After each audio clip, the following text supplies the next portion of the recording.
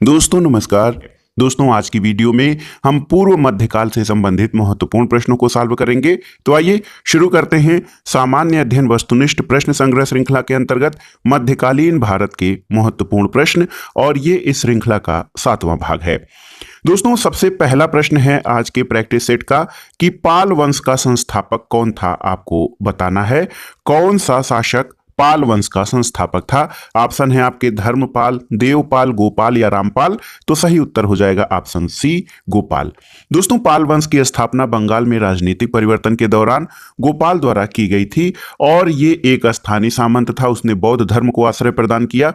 गोपाल ने ओदंतपुरी विश्वविद्यालय की स्थापना की, और पाल वंश की राजधानी मुंगेर बिहार थी। दोस्तों गौड़ी रीति नाम साहित्यिक विधा का विकास पाल शासकों के शासनकाल में हुआ था।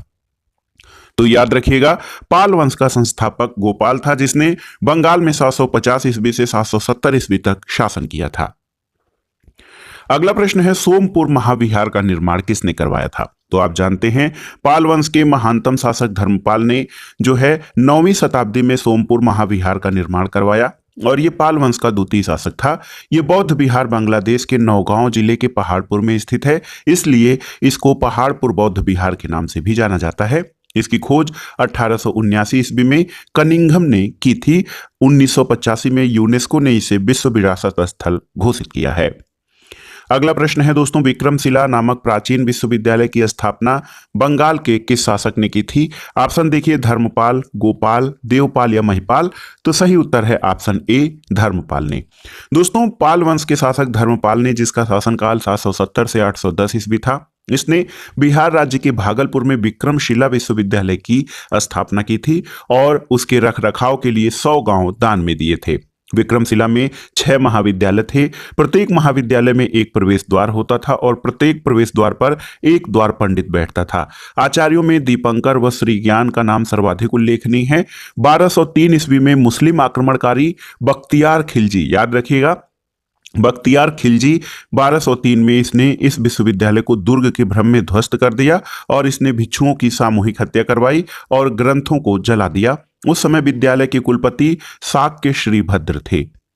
अगला प्रश्न है दोस्तों, निम्नलिखित में से किसने राष्ट्रकूट साम्राज्य की नींव रखी थी? आपको बताना है। ऑप्शन है आपके अमोघ वर्ष प्रथम, दंतिदुर्ग, ध्रुव या कृष्ण प्रथम। तो सही उत्तर है ऑप्शन बी, दंतिदुर्ग। दोस्तों राष्ट्रकूट साम्राज्य का संस्थापक दंतिवर्मन या दंतिदुर्ग था, जिसने 736 ईस्वी में चालुक्य राजा कीर्तिवर्मन को पराजित करके दक्कन के अधिकांश भाग को अपने अधिकार क्षेत्र में ले लिया था। दंतिदुर्ग ने मान्यखेत या मालखंड को अपनी राजधानी बनाया, और उसने महाराजाधिराज, परमेश्वर, परम भट्टारक आदि उपाधियां भी धारण की थीं। अगला प्रश्न है दोस्तों, पुंड्रवर्धन भुक्ति कहां पर अवस्थित थी? ऑप्शन है उत्तरी बंगाल, बिहार, उड़ीसा या असम में। तो सही उत्तर है ऑप्शन ए, उत्तरी बंगाल में। दोस्तों पुंड्रवर्धन प्राचीन काल में उत्तरी बंगाल का एक क्षेत्र था, जिसमें पुंड्र लोग रहते थे। पुंड्र एक अनार्य जाति थी, और इसके क्षेत्र का विस्तार उत्तरी बंगाल के बाहर पाल, चंद्र और सेन राजवंशों के शासनकाल में हुआ था। अगला प्रश्न है दोस्तों, निम्नलिखित में से किसे एक नया संवत चलाने का श्रेय प्राप्त है? आपको बताना है कि किस शासक को नया संवत चलाने का श्रेय प्राप्त है। तो उत्तर है दोस्तों देखिए, लक्ष्मण सेन। बहुत ही महत्वपूर्ण है ऑप्शन डी, लक्ष्मण सेन ने लक्ष्मण संवत नामक एक नया संवत चलाया था, और राजा लक्ष्मण सेन का कार्यकाल 1178 से 1206 ईस्वी था। ये बंगाल के सेन राजवंश के चौथे शासक और बंगाल के अंतिम हिंदू शासक थे। लक्ष्मण सेन बल्लाल सेन का पुत्र और उत्तराधिकारी था, और लक्ष्मण सेन ने बंगाल की राजधानी गौड़ के निकट ही एक अन्य राजधानी लखनौती या लक्ष्मणवती की स्थापना की थी। लक्ष्मण सेन वैष्णव धर्म के अनुयायी थे। अगला प्रश्न है दोस्तों, महान जैन विद्वान हेमचंद्र किसकी सभा को अलंकृत करते थे? आपको बताना है दोस्तों। तो देखिए, महान जैन विद्वान हेमचंद्र किसकी सभा को अलंकृत करते थे? ऑप्शन है आपके, आप देख सकते हैं, अमोघ वर्ष, कुमारपाल, जय सिंह सिद्धराज या विद्याधर। तो सही उत्तर है ऑप्शन बी, कुमारपाल। महान जैन विद्वान हेमचंद्र 1089 से 1172 ईस्वी जिनका शासनकाल रहा, ये कुमारपाल के शासनकाल में सलाहकार के रूप में कार्य करते थे। और दोस्तों आप देख सकते हैं कि हेमचंद्र कालिकाल सर्वज्ञ के नाम से जाने जाते थे। इनका जन्म गुजरात के धुंधका नगर में हुआ था। सोलंकी वंश के शासक राजा सिद्धराज जयसिंह के ये धर्मोपदेशक थे। और हेमचंद्र ने कहा था कि स्वतंत्र आत्मा के आश्रित ज्ञान ही प्रत्यक्ष होता है। अगला प्रश्न है दोस्तों, ताम्रपत्र लेख दर्शाते हैं कि प्राचीन काल में बिहार के राजाओं का संपर्क कहां से था, आपको बताना है। ऑप्शन है बर्मा से, थाईलैंड से, कंबोडिया से या जावा सुमात्रा से। तो सही उत्तर है आपका ऑप्शन डी, जावा सुमात्रा से। दोस्तों, देवपाल जो है बौद्ध धर्म का महान संरक्षक था। नालंदा से प्राप्त एक ताम्रपत्र अभिलेख से ये पता चलता है कि देवपाल ने जावा और सुमात्रा के बाल पुत्र देव द्वारा बनवाए गए बौद्ध विहार के अनुरक्षण के लिए 5 ग्राम अनुदान में प्रदान किए। और प्राचीन भारत के लोग जावा को सुवर्णद्वीप कहते थे। धर्मपाल का पुत्र और उत्तराधिकारी देवपाल 810 ईस्वी में पाल वंश की गद्दी पर बैठा था और इसने मुंगेर बिहार को अपनी राजधानी बनाया था। अगला प्रश्न है दोस्तों, देखिए गीत गोविंद। गीत गोविंद जिसमें गाए जाने वाले राधा कृष्ण के प्रेम भक्तिमय गीतों का संग्रह है, इसके रचयिता कौन थे आपको बताना है। तो आप जानते हैं जयदेव। ऑप्शन सी आपका सही उत्तर है। गीत गोविंद के रचयिता जयदेव थे। संस्कृत भाषा के महाकवि जयदेव बंगाल के शासक लक्ष्मण सेन के दरबारी कवि थे। इन्होंने राधा कृष्ण के प्रणय पर आधारित गीत गोविंद की रचना की, जो संगीत प्रधान ग्रंथ है। इनकी अन्य रचना रतिमंजरी थी और लक्ष्मण सेन के दरबार में पवन दूतम के लेखक धोई भी रहते थे। तो पवन दूतम ग्रंथ जो है इसके रचनाकार धोई हैं। अगला प्रश्न है दोस्तों, हम्मीर महाकाव्य में चौहानों को बताया गया है चंद्रवंशी, ब्राह्मण, यदुवंशी या सूर्यवंशी। तो सही उत्तर है ऑप्शन डी, सूर्यवंशी। दोस्तों, हम्मीर महाकाव्य के रचयिता नयन चंद्र सूरी थे और पद्य रूप से लिखा यह महाकाव्य रणथंभौर साम्राज्य की विभिन्न पहलुओं की जानकारी का महत्वपूर्ण स्रोत है। हम्मीर महाकाव्य में चौहानों को सूर्यवंशी बताया गया है और चौहान सूर्य के पुत्र चहमान के वंशज थे। इन्होंने उन्हीं के नाम पर अपने वंश का नाम चहमान या चौहान रखा। वासुदेव चौहान वंश के संस्थापक थे। तो याद रखिएगा, हम्मीर महाकाव्य में चौहानों को सूर्यवंशी बताया गया है।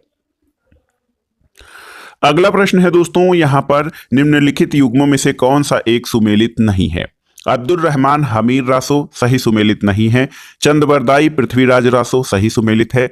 जगनिक आल्हखंड सही सुमेलित है। नरपति नाल्ह बीसल देव रासो ये भी सही सुमेलित है। दोस्तों देखिए, हमीर रासो की रचना सारंग देव ने की थी, हमीर अब्दुल रहमान ने नहीं। पृथ्वीराज रासो की रचना चंदबरदाई ने, आल्हखंड की रचना जगनिक ने और बीसल देव रासो की रचना नरपति नाल्ह ने की थी। और हिंदी साहित्य के हमारे जो छात्र हैं उनकी जानकारी के लिए बता दें कि ये सभी ग्रंथ वीर गाथा काल के अंतर्गत आते हैं, क्योंकि उस समय वीर प्रधान या वीर रस से संबंधित रचनाओं की प्रधानता के कारण हिंदी के प्रसिद्ध जो है इतिहासकार आचार्य रामचंद्र शुक्ल ने इस काल का नाम वीर गाथा काल रखा था। अगला प्रश्न है दोस्तों, भोजशाला मंदिर की अधिष्ठात्री देवी कौन है। तो आप जानते हैं भगवती सरस्वती। दोस्तों भोजशाला राजा भोज द्वारा निर्मित संस्कृत अध्ययन का केंद्र और भगवती सरस्वती जो कि अधिष्ठात्री देवी हैं उनका मंदिर है और ये मंदिर मध्य प्रदेश के धार जिले में स्थित है। 1269 ईस्वी से ही इस्लामी शासकों ने अलग अलग समय में भोजशाला मंदिर पर आक्रमण किया, जिसे हिंदू राजाओं ने विफल कर दिया। 1305 ईस्वी में अलाउद्दीन खिलजी ने भोजशाला पर आक्रमण कर वाग देवी की प्रतिमा को खंडित कर दिया और भोजशाला के भागों को भी ध्वस्त कर दिया।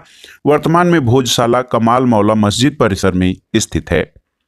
अगला प्रश्न है दोस्तों, एक प्रसिद्ध ग्रंथ है गौड़वाहो की रचयिता कौन थे, आपको बताना है। ऑप्शन है आपके हरिसेन, आर्यभट्ट, वाकपति या बाणभट्ट। तो सही उत्तर है गौड़वाहो के रचयिता वाकपति हैं। दोस्तों गौड़वाहो कन्नौज के राजा यशोवर्मन के राज कवि वाकपति की एक काल्पनिक रचना है। इसमें चंदेल वंश के शासक यशोवर्मन के वंश और सैन्य सफलताओं के विषय में महत्वपूर्ण जानकारी मिलती है। गौड़वाहो दोस्तों ये प्राकृत भाषा में महत्वपूर्ण रचना है।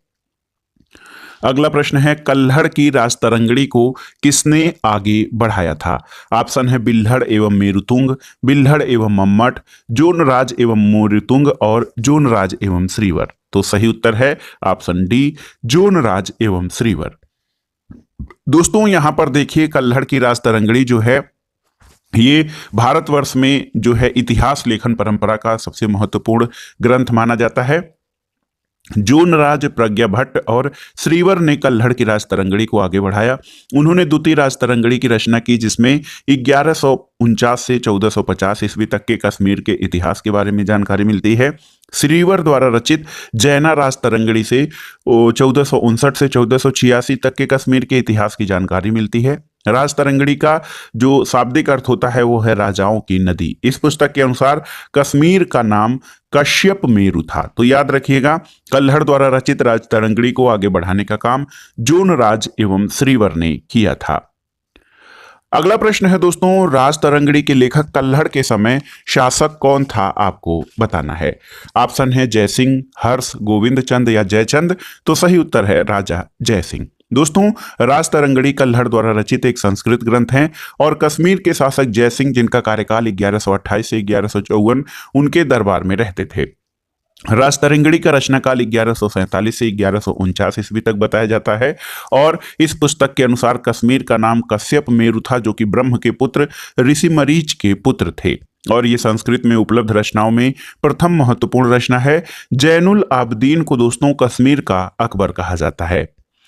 अगला प्रश्न है कि निम्नलिखित में से कौन सा ग्रंथ राणा कुंभा की रचना नहीं है। देखिए, रसिक प्रिया, सुधा प्रबंध, नृत्य रत्नकोश या कलानिधि।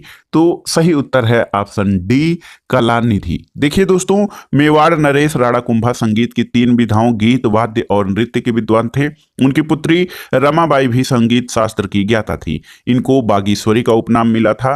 राणा कुंभा ने संगीत मीमांसा, रसिक प्रिया, संगीत राज, सुधा प्रबंध, संगीत रत्नाकर टीका, कामराज रतिसार, नृत्य रत्नकोश आदि ग्रंथों की रचना की।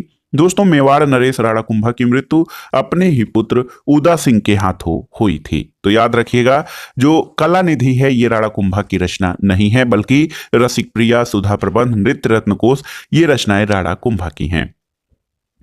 अगला प्रश्न है दोस्तों, जेजाक भुक्ति का प्राचीन नाम क्या था।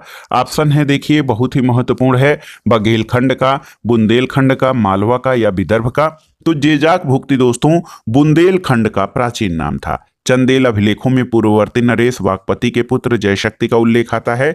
ये जेजाक और जेजा नाम से प्रसिद्ध था। उन्हीं के नाम पर इस क्षेत्र को जेजाक भुक्ति का नाम दिया गया, जो बाद में बुंदेलखंड के नाम से प्रसिद्ध हुआ। जेजाक भुक्ति के प्रारंभिक शासक प्रतिहार शासकों के सामंत थे। इन्होंने खजुराहो को अपनी राजधानी बनाया और इस काल में निर्मित कंदरिया महादेव का मंदिर शैव धर्म और चतुर्भुज मंदिर वैष्णव धर्म से संबंधित है। अगला प्रश्न है दोस्तों, दिल्ली शहर की स्थापना किसने की थी। ऑप्शन है खिलजी, लोधी, तोमर या तुगलक। तो सही उत्तर है ऑप्शन सी, तोमर। दोस्तों, दिल्ली की स्थापना याद रखिएगा तोमर वंश के शासकों द्वारा की गई थी। इन्होंने वर्तमान दिल्ली की स्थापना दिहिलिका नाम से की थी। इन्होंने दिल्ली के पहले राजकोट शहर की स्थापना की। इसके उपरांत 7 और शहर बसाए गए, सीरी, दीनपनाह, राय पिथौरा, फिरोजाबाद, जहांपनाह, तुगलकाबाद और शाहजहानाबाद। अगला प्रश्न है दोस्तों, देखिए बहुत ही महत्वपूर्ण प्रश्न है और भारतीय इतिहास में ये जानकारी हमारे काफी दोस्तों को है कि पृथ्वीराज चौहान ने किससे विवाह किया था। तो आप जानते हैं पृथ्वीराज चौहान ने संयोगिता से विवाह किया था और पृथ्वीराज चौहान जो कि पृथ्वीराज तृतीय हैं, ये चौहान वंश का सबसे प्रसिद्ध शासक हुआ। उसे राय पिथौरा भी कहा जाता है। वह 1178 ईस्वी में दिल्ली की गद्दी पर बैठा। पृथ्वीराज रासो के अनुसार पृथ्वीराज चौहान ने अपने प्रतिद्वंदी गढ़वाल नरेश जयचंद की पुत्री संयोगिता से विवाह किया था। अगला प्रश्न है दोस्तों, मध्य एशिया के किस शासक ने 1192 ईस्वी में उत्तर भारत पर विजय प्राप्त की थी। ऑप्शन है जलालुद्दीन मंगबरनी, गजनी का महमूद, शिहाबुद्दीन मोहम्मद गोरी या चंगेज खां। तो सही उत्तर है ऑप्शन सी, शिहाबुद्दीन मोहम्मद गोरी। दोस्तों, 1192 के तराइन युद्ध में मध्य एशिया का शासक शिहाबुद्दीन मोहम्मद गोरी ने पृथ्वीराज चौहान को पराजित कर उत्तर भारत पर विजय प्राप्त की। तराइन का प्रथम युद्ध 1192 में शिहाबुद्दीन मोहम्मद गोरी और पृथ्वीराज चौहान के बीच लड़ा गया, जिसमें पृथ्वीराज चौहान की विजय हुई थी। तराइन के द्वितीय युद्ध ने उत्तरी भारत में तुर्कों की सत्ता की स्थापना को लगभग निश्चित कर दिया था। अगला प्रश्न है दोस्तों, हिंद यानी भारत की जनता के संदर्भ में हिंदू शब्द का सर्वप्रथम प्रयोग किसने किया था। ऑप्शन है यूनानियों ने, रोमवासियों ने, चीनियों ने या अरबों ने। तो सही उत्तर हो जाएगा ऑप्शन डी, अरबों ने। दोस्तों, अरबों ने हिंद यानी भारत की जनता के संदर्भ में हिंदू शब्द का सबसे पहले प्रयोग किया। ईरानियों ने इस देश को हिंदुस्तान और यूनानियों ने इंडिया से संबोधित किया और चीनियों ने भारत को इन तू के नाम से संबोधित किया। तो याद करिए, याद रखिएगा, हिंद यानी भारत की जनता के संदर्भ में हिंदू शब्द का प्रयोग सबसे पहले अरबों ने किया था। अगला प्रश्न और इस प्रैक्टिस सेट का लास्ट क्वेश्चन है दोस्तों, मोहम्मद गोरी को सर्वप्रथम किसने पराजित किया था? ऑप्शन है भीमदूती, पृथ्वीराज चौहान, जयचंद या पृथ्वीराज द्वितीय ने। तो देखिए दोस्तों, मूल राजदूती के शासनकाल में मोहम्मद गोरी को 1178 में गुजरात पर आक्रमण किया, किंतु मूल राजदूती या भीमदूती जो कि चालुक्य शासक था, उसने आबू पर्वत के निकट मोहम्मद गोरी को पराजित किया। ऑप्शन ए आपका सही उत्तर हो जाएगा। संभवतः ये गोरी की भारत में प्रथम पराजय थी। उसके बाद 1179 से 86 के बीच उसने पंजाब पर आक्रमण कर विजय प्राप्त की। 1179 में उसने पेशावर को और 1185 में सियालकोट को जीता था। तो दोस्तों, एक जो महत्वपूर्ण प्रश्न है कि मोहम्मद गोरी को सबसे पहले भीमदूती जो कि चालुक्य था, उसने गुजरात में पराजित किया था। तो ये था आज का प्रैक्टिस। दोस्तों, वीडियो आपको कैसा लगा हमें कमेंट बॉक्स में जरूर बताइएगा। हमारे चैनल से जुड़े रहें, वीडियो को लाइक करें, शेयर करें और इस चैनल को सब्सक्राइब करें। वीडियो देखने के लिए धन्यवाद। नमस्कार दोस्तों।